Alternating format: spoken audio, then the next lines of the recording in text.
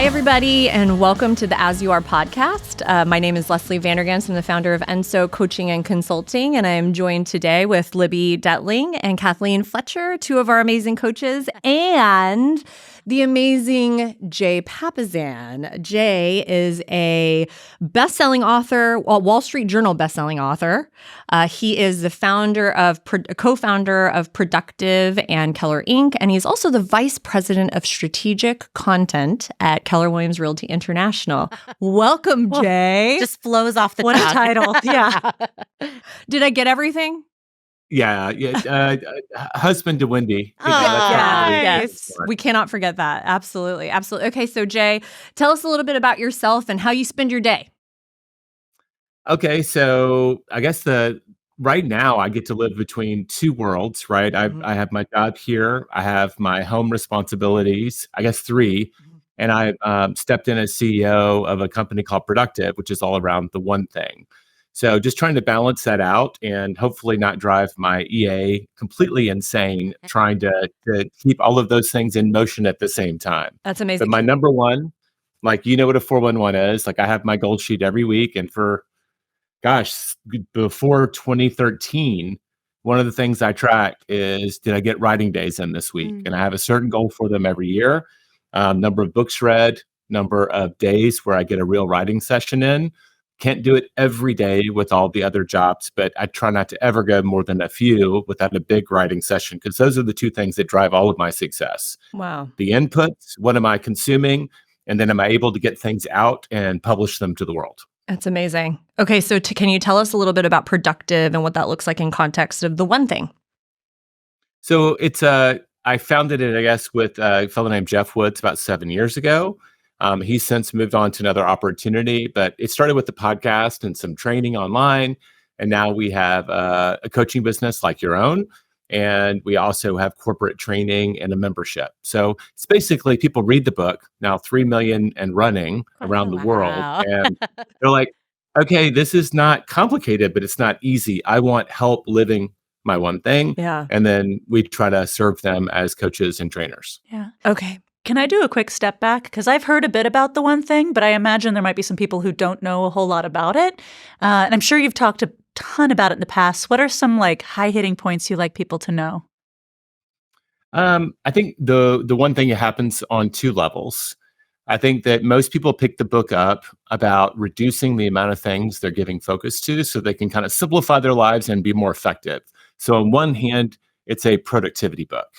Right? Can I reduce the amount of things and people that I am giving my energy to so that the ones that I do get my full focus and attention and really I can nail them, right? It's simplification, addition by subtraction, however you want to say it. We just put it in a framework that we believe that people could live on a day-to-day basis and use in their companies.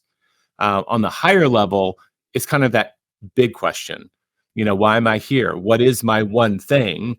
And that's kind of this. It's funny, you can get productivity often first. That's an easier thing to use the book for.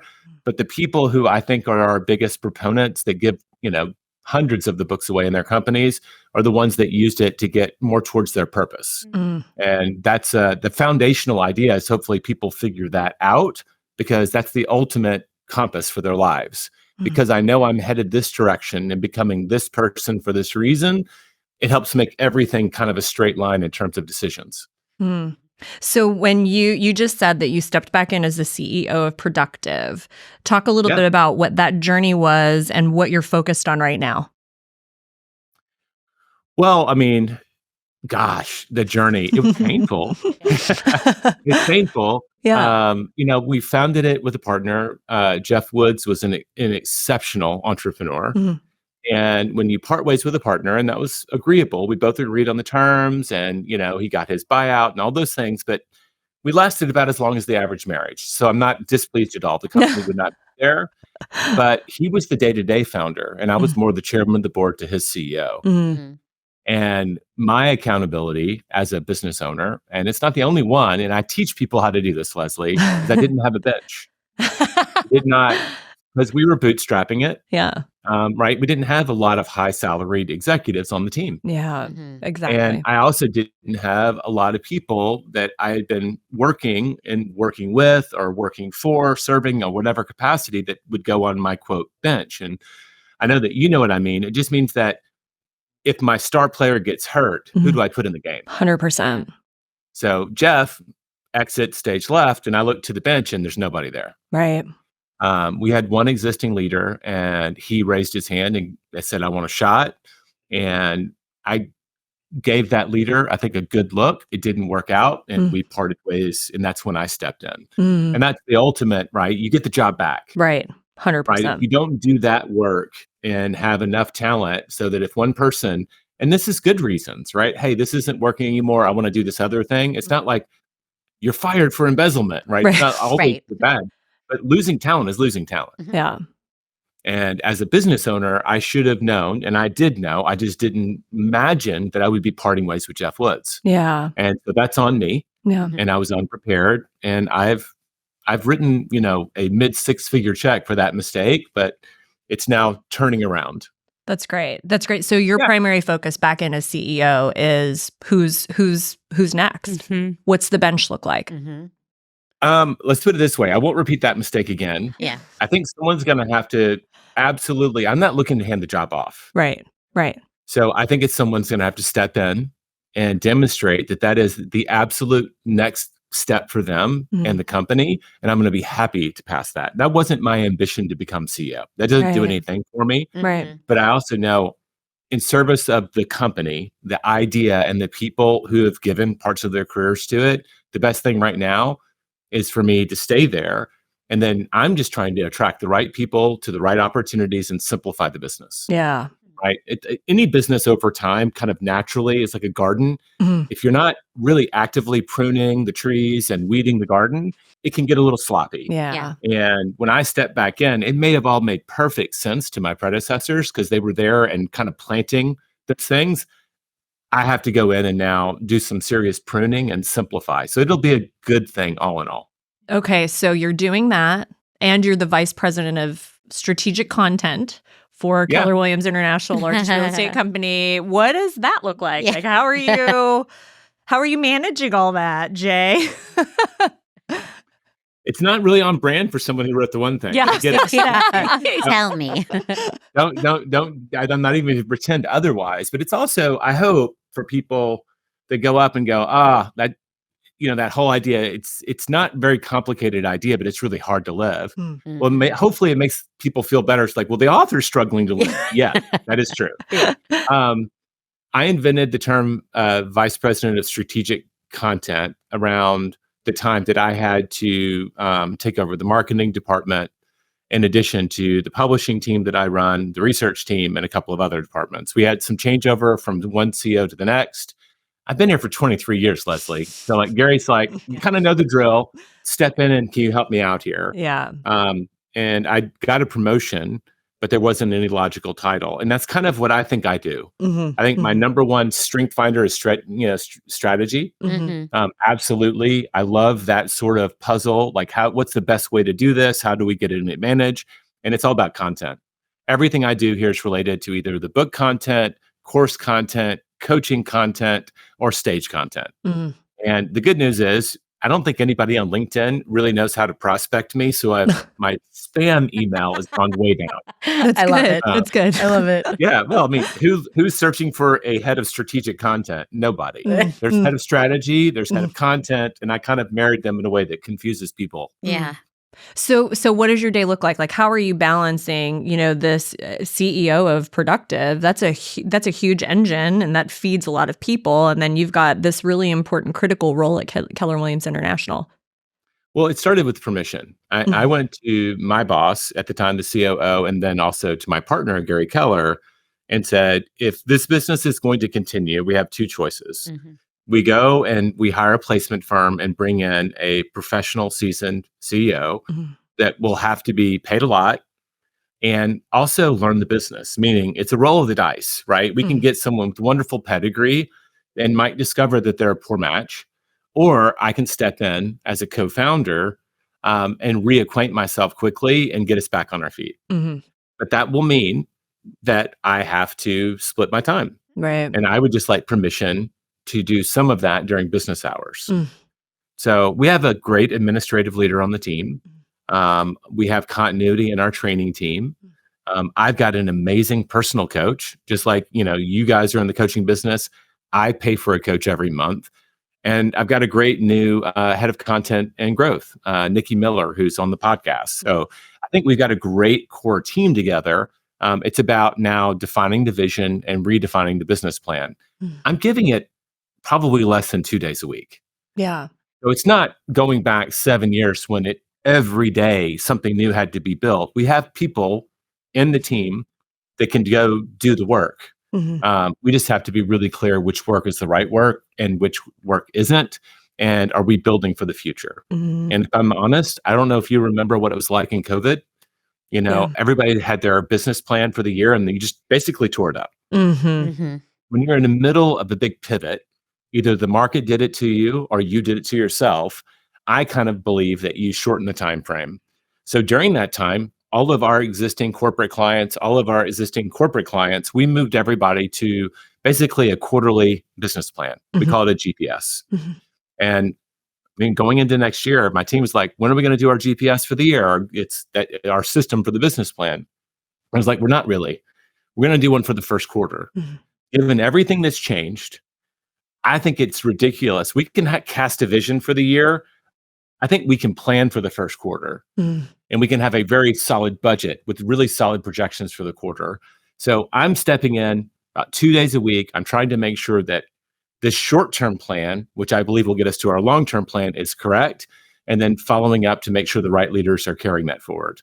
And so here's the truth. I mean, you know what it's like working as a senior executive here. It's not like the clock hits 40 hours for the week and you just I think that the company is still getting a full 40 hours from me almost every week. Right. They're just not always getting it the same way. Right. I do get to put a few meetings. The productive team is a completely virtual team. So I'm able to kind of put in core meetings, the sales team, the training team, the coaching team, our overall team huddle. I'm able to splice those in with a couple of 411s and still kind of make the day's work. Yeah. So this is really about Is that all confusing? Does that make sense? No, it totally makes sense. I mean, it's just really what you're saying is you have the right people in place so that you can balance the most critical things for you to focus on, and then the rest of the team exists on executing some of the day-to-day type stuff. Is that right? Yeah. Yeah. That's If we didn't have the right people, I'd probably have to step down from my position, in all honesty. Yeah. But we have enough of the right people in place that I can leverage them. That's their opportunity. Who's stepping up, right? When there's great change in an organization, that's a time of great opportunity if people lean into it versus run away from it. 100%. That's what I want to dig in on is those right people. How do you find them? How have you found the right people for your team? Let's talk about it. So it happens one person at a time. Yeah. Right. I wish you could come in and hire a whole sales force, but you can hire a great sales leader and teach them how to hire. And so when I stepped back in and started bringing people to the table, I first brought in a consultant when I wasn't sure which way it was going to go, but I wanted to bring in someone to help the current leader. And I brought in someone I've known a long time that's run a very similar business to consult with us on how we got back on track. When I felt like we needed to do more, again, I'm still trying to support the existing people. I hired Nikki originally just to be the podcast host. I just there's something about if you've got a team and you're not sure who's the A, the B's, and the C's are, go hire a proven A and just drop them in the middle. People will show you who you are really quickly, right? So things accelerated after that. So I've just been focused on one person at a time. I'm currently looking for the person who's currently leading our coaching is retiring. And that's the absolute right one thing for them to be doing at this stage in their life. So my next opportunity is to bring in another A player in that position. And each time you do that, you're just solidifying, I believe, the direct reports around me. I can't have it. I mean, I've had as many as 44 people to report to me. That wasn't fun. And it's not tenable. It's not tenable. I'll tell you Right. that. But it was a short sprint, like where multiple departments showed up, and I didn't even have department heads. Yeah. I had to figure that out on the fly. Yeah. So I've been there. Don't want that. Right now, I only have about 5 people reporting to me, and if you look between the two businesses, 8. That's a couple more than I would ideally like, but it's still very manageable. I can really get into their core job description, understand if they're doing it or not. Yeah. So, Libby, to answer your question, like, do we want to talk process? For me, it's just like pick the position of greatest opportunity or need, and then go follow whatever process you have and do your best to nail it. Yeah. Yeah. And I would rather overpay to bring in talent that's above the position, because you're trying to kind of raise the whole ship. People will rise to the level of the expectations, and you bring in a world-class player, everybody's expectations go up for themselves and the team. Yeah. Sounds like valuing the person over the position too. Always. Yeah. I mean, it's like I went to a mastermind last week, a bunch of 30 of the most successful authors in the world that are doing similar games. And it was very real. Like, I shared exactly what I've shared with you. I'm not trying to hide it. It may not serve my ego, but it doesn't serve me, the business, or anybody that I teach. Right. Right. Because it's humbling, right? It's like getting hit in the face with a shovel. That's like, it comes at you out of the blue, and boom, there you are. I'm on my feet. But all of them said they'd gone through similar things. Yeah. And this process of pruning, like, there's some saying out there, most businesses are a thinly disguised disaster that just happens to be profitable. I think there's what people talk about, and then the reality that entrepreneurship is a little bit crazy. It Yeah. is so Right? true. Yeah. Yeah. There's always something blowing up. There's always a fire somewhere. And that's why the one thing's so powerful. You just have to prioritize what's the greatest need, what's the greatest opportunity, where do I give my focus today, and knock them out. And if you're really dealing with the priorities, things kind of take care of themselves over time. Yeah. And so, like, I moved through the 5 stages of grief. That I was a bad founder, I was a bad leader, like all of the internal talk that you go through. And it's like, okay, if it's to be, it's up to me. Yeah. Now I've got to stop whining about it and go fix the problem. Yeah. And it's remarkable, the moment you get your head on straight, how quickly the pieces start showing up. Like, So right at hire time that proven talent. And then that allows you room to kind of hire some of the emerging, and everyone kind of rises to where the proven talent is. I don't even think it has to be proven. I just happen to be. I think you hire talent. And I know that, like, the language you're using, Libby, is the language that we help develop here. There's talent, emerging talent, proven talent. Like, there's categories of it. Talent. Yeah. And everybody knows it's talent. Yeah. Like, wow, we've got a great new team member. They show up. They're eager to prove their talent. They start doing the stuff that maybe hasn't been done, and everybody just kind of walks a little bit faster. Right. And it's amazing how just the influx of one really talented player, proven or just emerging, they'll start to show their stuff, and they'll raise the game of the people around them. Yeah. And frankly, that's why we had 2 people resign. And I think it was because they realized that there was no more sleepwalking allowed. Good point. So, okay, so 5 things that make somebody talented from your perspective. 5 things. 3, 1, I don't know. I like Yeah. 5, 4, 3, whatever. Name a couple that you think are really important. I think that their aspirations match the potential for the position. They are internally motivated, intrinsically motivated to do the job. 2. So aspirations, intrinsic motivation. We talk about this. I don't know if you talk about it in your coaching. I imagine you do. That their natural behavior is more of a tailwind than something that they're having to paddle upstream, right? Yeah. If they're in a position that requires a lot of people skills, they're not terrified of people. Right? They're not a misanthrope. Right. I know introverts that do well in that like people, don't need a lot of them. Right. But, like, it's nice to at least be somewhere in the middle on that, right? So aspirations, motivation, behavior. I think skill shows up, but it doesn't have to be proven. That's where the word talent gets tricky. Nobody is naturally talented at anything. I don't believe in that myth. I think some people have a set of natural talents that might make them good at something. And it's because we like it and we apply ourselves that shows up in the world. Yeah. Because we all know people with tons of wasted talent. Right? Right. Like, I know people that like I send emails to, and I have since high school. And it's like, if this person ever became a novelist, if they had the discipline to do the work of writing, they could be the great American novelists. They're just brilliant. They're insightful, but they're not motivated. They don't have those first things. Yeah.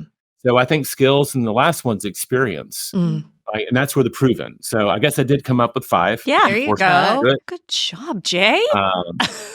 They're an aspirational match, and I think that's the start. Yeah. Where they want to go and where the position could lead don't match, they're going to leave you sooner or later. Yeah. 100%. I can't work with people that aren't motivated on their own. I don't think that that's easy to do. People will work for a paycheck, but if you want them to go farther, I think that they have to have something inside them. Yeah. Behavior, skills, experience, those kind of hopefully are self-evident. Yeah. I guess the last thing, and this is less of a talent standard, it's just a standard of my own. They've got to be accountable. They've got to own their DNA in the situations that they create. Yeah. Especially in a small business, because it's really hard to work with people that aren't accountable for their 100%. what they create. It's a disaster waiting to happen, in my opinion. Yeah, absolutely. You know, one of the things, Jay, I know how much you value talent and the people around you. And one of the things that I know you do is are really purposeful about connection and connecting with people and having ongoing conversations. Can you talk a little bit about what you do there and what that's yielded for you just in your multiple businesses?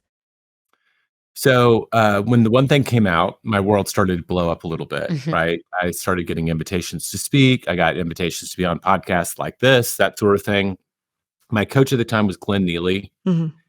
And I got an invitation to be a part of a private equity company, to be a partner in it, founding partner. Wow.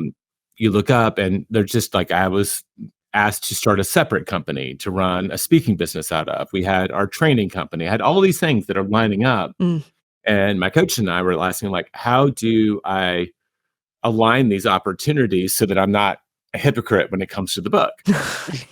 And the truth was, like, what are the activities that you've really made core activities that serve all of them? And one of them is to be a writer and a content creator, right? That's the number one reason people want me sitting in any of these rooms. Is I've got a track record of being a great collaborator, of being someone who can model things and communicate really clearly, written or otherwise. Yeah. But then the other thing, there are other things I can do. Because I'm an author, now a best-selling author, I decided it was going to be about people. I knew that I could pick up the phone or cold email just about anyone, make sure that they were aware that I'm a best-selling author in an industry related to them. And they almost always are going to say yes to a meeting sometime sooner or later. So the ability for me to prospect with talent is made easier by the 12 or 13 years I'd invested before becoming a writer. And so we agreed it was going to be networking. Originally, I mean, I was going around trying to look at conferences. Livy's smiling. She probably knows me well enough to know that, like, I am miserable at conferences. Kathleen, you don't know this, but like, if every behavioral test I've ever taken, the behavior that I'm most committed to is being an introvert. Oh, no. Yeah. Well, you're doing great. This is different. Yeah. This is different, right? I mean, we're just having a conversation. Yeah. But it's also experience and building skills over time. This is something that authors have to learn to do well. And I'm very intrinsically committed to being a successful author. All that to say, I remember looking at these finance places and investment. I was trying to find the perfect conferences that I could go to, like once a quarter, meet people and add them to my network. And every time I thought about it, I just got heartburn. And then I got an invitation to coffee It was a Keller Williams real estate agent that lived in Lake Travis. And she had a blog called Coffee with a Stranger. Mm. And she did it for lead gen for her real estate business. And because she was kind of a blogging nerd, if I'm honest. Mm-hmm. And she just said every week for this many years or something, she had made a commitment to meet one stranger for coffee. That was her only rule. And then interview them. And then she would write about that experience on her blog. And over time, like I think she had interviewed my publisher, Ray Bard, who happened to be one of her neighbors. And he said, well, you should interview one of our authors, Jay Papasan, right? Mm. And so that was so pleasant. There was no agenda. She goes, I just do this thing, right? And I'm like, I'm not going to send you a referral. My wife's a real estate agent. Right. Yeah. Right. I'm committed to the activity. Mm-hmm. And I remember telling my coach, it's like, I'm getting hives thinking about getting on planes and going and walking into rooms with thousands of strangers. The idea of meeting one stranger never bothers me. Mm-hmm.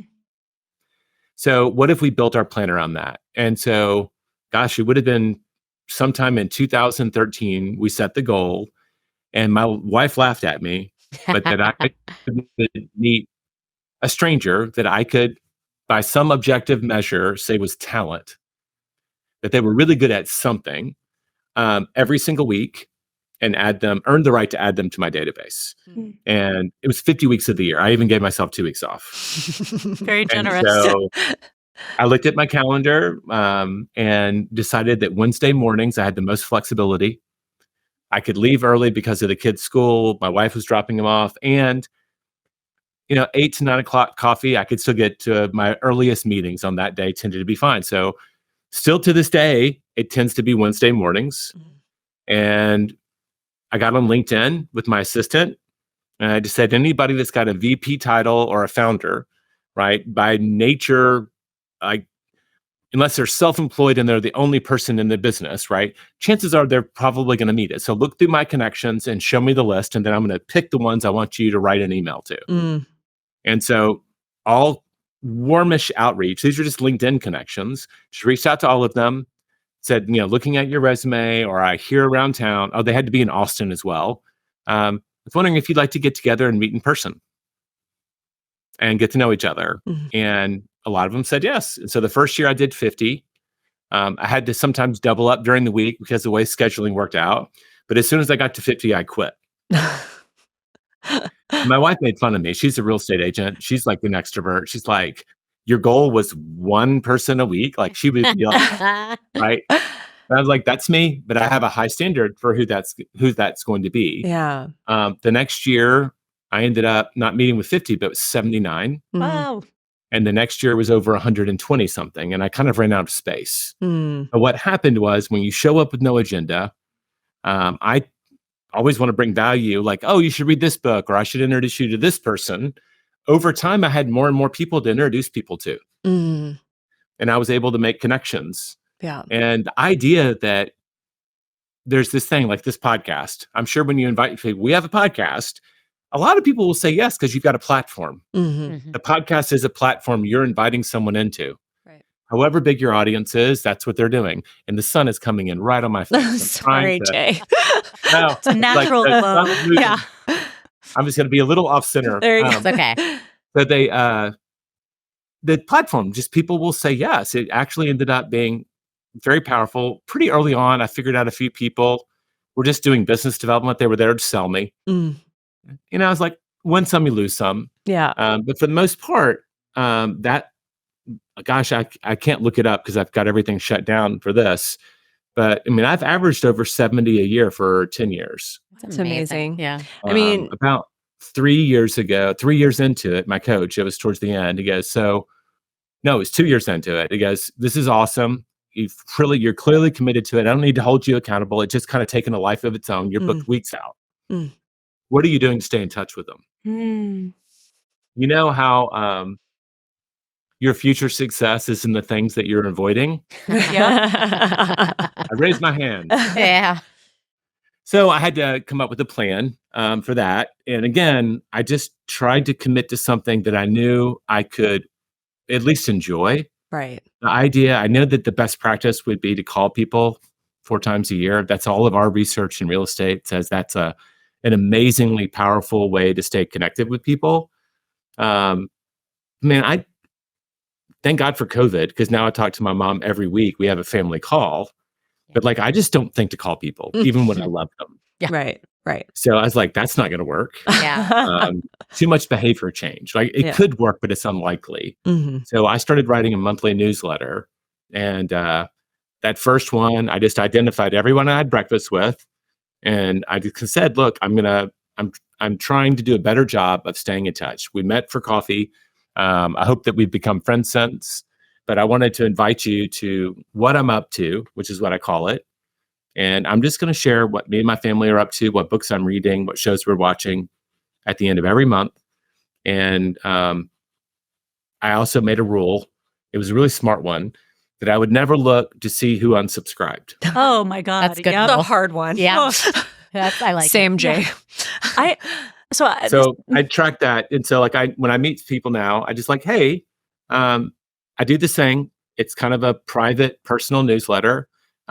No obligation. Can I add you to it? If you don't like it, just unsubscribe.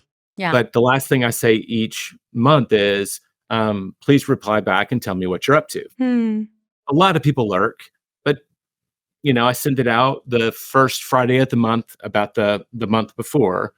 And I usually get about 45 or so responses at this point, where people just kind of do a dump, haven't replied back in a long time. This is what's up with me. And it's kept the energy going. Kathleen, I felt like you were trying to jump in. No. I wanted to give you the finish line. No, I'm That's kind so of glad you did. practice. That's the practice. Yeah, no, I love it. And especially when trying to stay connected through multiple media as well, right? Like, it's so easy when it's face to face, but how do you keep them engaged in the long run? Yeah. And there's so much you're saying that I think is incredibly inspiring. And I think one of the things that's resonating is that you're doing something like doing that outreach coming from an introverted perspective. What are some of the things you're wanting to challenge yourself with now in an area where you maybe feel a little bit of weakness? Well, how about being a CEO? It's nothing I've ever aspired to, honestly. I've always felt like I could do it, but the fact that I'm not terribly people oriented doesn't make me a likely candidate for a lot of people. Doesn't mean it's not qualified. I know some really successful people high on the introversion scale, but one of the number one jobs being a CEO, I believe, I think you cast a vision, I think you drive growth, and I think you have to attract talent. Exactly. And if you had to give me like the core job description of a founder or CEO, that's it. 100%. And so rallying the troops, being a cheerleader, probably not going to do that. But I've fallen in love with the talent game. I like the idea of trying to, I don't think about it recruiting talent. That feels like a zero-sum game. I love it as a puzzle. As I get to know someone during the process, if they agree, like, hey, let's go through this process of that first step of just where they want to go, their ultimate dreams. And when you get someone to talk about that stuff, like, I know Libby, I know Leslie, y'all done it. Like, people get teary-eyed. No one asks people this stuff. And I see it as like a test of integrity. Like, can I help them get there? Will they get there faster with me? I love that. That's a puzzle to solve. Well, I think and so I too. found a way to get excited about the activity. Yeah. Yeah. I think, you love the talent aspect of it because you're doing it in a way that is natural to you, and you're doing it in an authentic way. So you realizing I don't want to go to a conference and, be in an exhibit room and handshaking people and doing all of that. Passing out business cards. Yes. But you've realized, but I can do it this way in a very authentic way. And I will say that the person on the other end of that feels that. So I think that is one of the biggest challenges that anyone, looking for talent, hiring talent, is that the inauthenticity is so detectable. So when someone is not interested in who you are, or you can tell they're just taking the meeting to gain something. And so I think that, that's why, people enjoy meeting with you. And that is why the talent game works well for you because you're able to meet people authentically and learn about them and have these conversations that are more than just, what can I do for you? What can you do for me? It's, it ebbs and flows more than that. And so I think that is why, that has worked so well. And that's something that you have figured out that has really helped with that. Thank you for saying that. I hope that's to be true. That's where I'm trying to come from. Yeah. I don't think that there's a Jedi trick out there where you convince someone to work with you and they actually stay because you persuaded them. Right. Sure. I think they stay because their goals are happening Mm-hmm. and on their personal and professional side. Well, and there are two things that you've said, Jay, that are kind of clear here. One of them is you really understand who you are, what your natural strengths are, and where there may be some gaps, and being strategic about how you fulfill those gaps or fill those gaps rather is, essentially what you're doing is problem solving to that. And then the other thing is recognizing the critical importance of having the right people on the team and being extremely purposeful about that being the center, so much of the center of what you do and how you engage. Lovely. I mean, I think that I coach people like you do that are struggling to succeed through others. And I had a friend share, it was like a great salesperson, a great one, not a good one, will sell at about 60% of a founder. Like there's natural tiers, Right? To use what you're thinking about. There's like tiers in running backs in fantasy football, 100%. right? All right. You went to her love language. Yeah. You went straight to her love language. So true. It's so true. You're absolutely right. So, oh gosh, I forgot where I was going because I got the opportunity to teach you. Talk about fantasy football. Yes, you were just talking about, the tiers of talent, and an owner is going to do about 60%, or a good salesperson is 60%. Thank you. I think what holds people back is they've gotten where they are by being really good at what they do. And they have an unreasonable expectation that someone's going to step in and do it as well or better. Right. In any reasonable amount of time. My friend Rory Vaden wrote in one of his books, The 30 Times Rule, for you to teach someone to do what you do in an hour at some approximation of how well you do it takes about 30 hours of investment. Right. And there's no science behind it, but it kind of rings true. And he goes, that's why every week you're faced with the 1 hour task. I've got to write my blog this week. And you don't hand it off, because over a series of weeks, you'd have to invest 30 to get that hour back every week. But that math doesn't work out even in 1 year. Yeah. Right. The very first year that you avoid doing that, you've wasted 22 hours.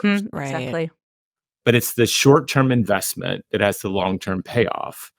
And I've just made peace with that. Yeah. I've made peace with it. And because I'm addicted to succeeding through others at this point. Because what I know is it allows me then to live in this other place where I can contribute at a higher level. 100%. I also feel like my number one value is impact. And if I'm doing my EA's job for her, I am reducing my impact measurably. Yeah, absolutely. And we're talking about talent and attracting talent, that's got to be something that people feel and makes them all the more wanting to work with you because we want to grow. And we have to be given the space to grow. Just like you got to go and you got to prune through because there's a lot of dead stuff in there. But once you've pruned, you've got the space to grow. Yeah. And I think sometimes leaders forget that they actually have to lead. You go hire somebody, you bring them in, and you're like, why aren't you do the job doing it great? It's like, well, it's our responsibility to give them the tools and the education and the feedback and the growth opportunity and the training and the mentors and the coaches and all the things that they need to essentially get to that point. And I think so much frustration comes into leaders because we just expect, right away. I hired you, I gave you the salary, I'm giving you Here's this the job chunk of my P&L. Yeah, get to it. And there's probably some of it where talent's going to come in and say, I've got some ideas, but the flip side of it is like we actually have to take a stance for, nurturing and growing humans in the garden that you've been talking about throughout this podcast, right? Going back, pruning the garden. It's the garden Libby's theme. language, she differentiated between emerging and proven talent. Right. I think if you're paying for proven talent, and they cost a lot more Mm-hmm. than every other kind, right? They've got a track record of success. Yeah, you should expect them to drop in and have an impact a lot faster. You're Right. paying for that. 100%. Yeah. They are selling themselves. You still have to give them guidance. Yeah. They don't know the company. They don't know the culture. They don't know all the resources. So there is a certain amount that you still have to do. Yeah. But the farther downstream you go from that proven talent, just like a young, talented person, you have to pour into them for them to grow. And it's kind of part of the job. And I like the way Gary's kind of taught us to think about it, right? It may not have been all of his language, but you go from I to we to they. Mm-hmm. And that's the journey. Right. And I just like, I was sitting down with someone, I was trying to kind of persuade them to join the team. We were at that stage in the relationship, and it's like, hey, I've started my own business and I'm making $450,000 a year now. Why should I join your team? Mm-hmm. And I said, well, that's all job income, right? Right. That's not business income. And he's like, yeah. And I was like, well, that means you've got a job. You've got a very high paying job, but you don't actually have a business. Mm-hmm. Because if you don't show up, people won't write those checks. Right. And I think that we're trying to build a business. I want to own a business. Mm-hmm. I have a job in the business, but I don't want it to be all of my income from the business to be wholly dependent on my jobs in it. So it's just a very different attitude. When you want to succeed through talent, you're on the journey to be a business owner. Mm-hmm. And entrepreneurship, you can also be an independent contractor. Right. I'm going to be a solopreneur, and that's going to be in maximizing my effectiveness. And some of them will have admin and VAs, not the same thing. Right. I think when you really make the commitment to business owner, at some point, the business will succeed without you if you do your job well enough. Exactly. Okay, Jay, I want to pivot just really quickly. So you're doing all of this. You've got business, you've got this high-level executive position, and you have a amazing wife who is an entrepreneur herself, who's building amazing business. She is also a philanthropist. You have 2 children, one of whom is at college, right? One is still at home. Am I correct still? That's right. Got a senior and a senior in high school and a freshman in college. A senior in high school and a freshman in college. How does Jay make sure that he is keeping space for the relationships in his family on top of all of the other things that you're doing? Well, here's the secret. By the time they're seniors, They don't really. What are you gonna say? Oh, you miss it. Like the Gus that went to college, he kind of got amazingly lucky. He's just one of those sweet kids. He got up early. He'd bound down the stairs, make his own breakfast, kiss us both on the lips. Like, he's just real thoughtful, caring individual. Our other one's more of he's kind of a coder, artist, moody, very teenagery at this moment. I love it. Yes. I love it. And it's very common for me to go up to say goodnight and hug him goodnight and say goodnight. All right. And then it's almost like a door slam. So you have to make space for it. Yeah. You can't, and you have to be intentional about it. We have dinner as a family, all but one night of the week, unless there's something like serious going on, like we are traveling or whatever. But we try to sit down at the table. We always let Friday nights be the exception, so we could watch a movie in front of the TV. Yeah. But we've always made space for the whole family to be present. Right now, Gus is coming home on Fridays. Oh. So we literally have the whole table around, whole family around the table, Friday night, Saturday night, and sometimes Sunday night, because he loves to get the free food before he goes back. Yeah. Smart kid. And that's funny. They've never questioned it. We've been doing that since they were little kids. Yeah. We made it a ritual. We made it an expectation. We say a form of grace. We just say what we're grateful for right when we sit down. No. Yeah. And so we've got rituals that help us. My wife and I work out in the mornings with a trainer. So for 3 hours a week in the morning, we are doing hard things together. So we've designed some of the rituals and habits of our lives to bring us together and to make sure that connection happens. And I know somebody's thinking, like, what about spontaneity? right? What about romance and all of that? Like, yeah, there's that, but connection's too important to leave to chance. 100%. Oh, I love So I'm totally fine time blocking it. Yeah. I'm totally fine, like literally going to my calendar and saying, how many date nights do we have this month? Hmm. I mean, Wendy and I have been doing date nights now for over 14 years on Wednesday nights. I think it's 15 years because our oldest was 2.5. Wow. Anyway, we had two 16 months apart, Kathleen. Oh my gosh. And Whew. our second was colicky. Oh no. We went from having a life to having none at all. Yeah. And being sleep deprived. Yeah. And when you're tired all the time, two in diapers, and you're sleep deprived, well, there is no romance. I was like, it's so romantic, isn't it? It's like you're thriving. No. The story I tell is I can remember one night when our youngest was crying, and the definition of colicky is that they cry 5.5 hours a day on average. Yeah. Yeah. We fell just short of that, but it's just horrible, right? Right. You can't do anything to comfort them. And we're up in the middle of the night, and we can't yell at the baby. So we're kind of biting at each other. And I remember setting up shots of tequila at 3 a.m. on a weeknight and just be like, friends, enemies, Yeah. right?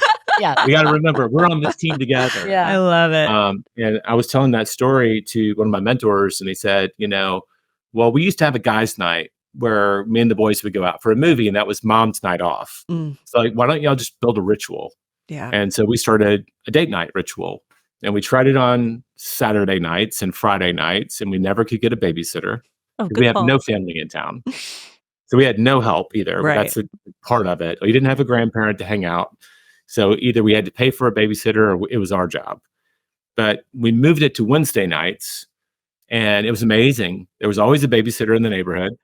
Yeah. They just come over, put the kid to bed. It was always easier for them, and they do homework, and we pay them to do homework while we went Nice. to movies. Yep. Not as cool as going out on a Friday or Saturday, but we did it consistently. I bet reservations were probably Yeah, open you a can lot. go You could go anywhere. anywhere. Movies come out on Thursdays. So So every movie that we wanted to see was already 6 days old. There Yeah. you go. That's perfect. plenty of seats. Perfect. There's no restaurants that are really booked up on a Wednesday night. Yeah, you're Yeah. right. So Yeah. Yeah. it makes perfect. something easier. And, like when you have two kids, you don't want to stay out till midnight anymore. So no. it didn't really No. hurt that much that it was on a Wednesday. Yeah. So Wendy estimates that we've had over 750 dates since we started that. Oh my gosh. That's It's awesome. amazing. And now when they get older, we can also we're talking about just going and meeting at Relax Day Spa. If you don't know where that is, it's the cheapest, most value-driven massage you can get in town. Oh my gosh. Gosh, I know. It's It's like like a foot taking massage. notes. Well, it's a 60-minute foot massage. It's one of those acupuncture pressure places. Yeah. Yeah.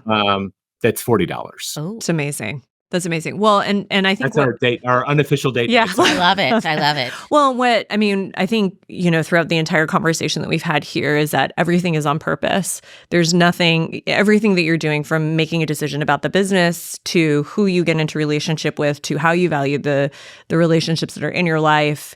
Everything is on purpose. You have to be purposeful about what you're going to do, how you're going to incorporate that into your schedule, and following through with it on what are the results of that, or how have we benefited from it. Just to be really clear, if it wasn't clear at the beginning, I screwed around and screwed up for at least I was 6 going to months. say. Yeah. So, I do think that at the end, I always try and attempt to be purposeful about the very few things that matter a lot. Yeah. Mhm.